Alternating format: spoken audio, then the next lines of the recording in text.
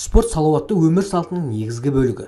Физикалық белсенділік денсаулыққа ғана емес, адамның психологиялық жағдайына да әсер етеді. Спортпен айналысудың артықшылықтары: тұрақты физикалық жаттығулар көңіл-күйді көтереді және стресспен күреседі, арықтауға көмектеседі. Физикалық белсенділік метаболизмді арттырып, қосымша калорийді азайтуға ықпалын тигізеді. Спортпен шұғылдану иммунитетті және төзімділікті арттырады, тез ұйықтауға көмегін тигізеді. Спорттық іс-шаралар денеден көп күш алады, сондықтан ұйқы ұзақ және тыныш болады. Дене шынықтыру кезінде өкпеде өзгерістер пайда болады. Өкпенің дұрыс жұмыс істеуіне байланысты бронхит, пневмония аурулары туралы ұмытуға болады. Жаттығулар жасау кезінде жүрек тамыр және жүйке жүйелеріне жақсы әсер ететін эндорфиндер шығарылады.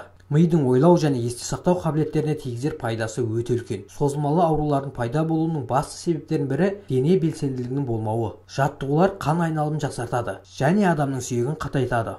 Денсаулыққа пайдалы спорт түрлеріне келетін болсақ, теннис. Зерттеулерге сәйкес ол ағзаға ең үлкен пайда келетін спорттың түрі.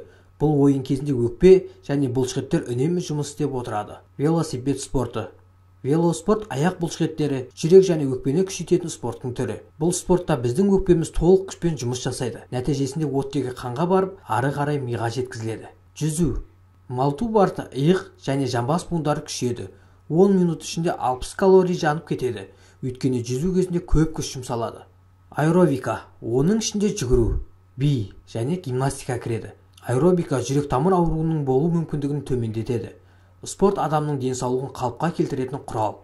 Оның қандай түрін таңдасаңыз да, ең бастысы одан рахат алу. Спорт денсаулық кепілі. Денсаулықтарыңыз үшін денсаулықты қарай жүріңіздер.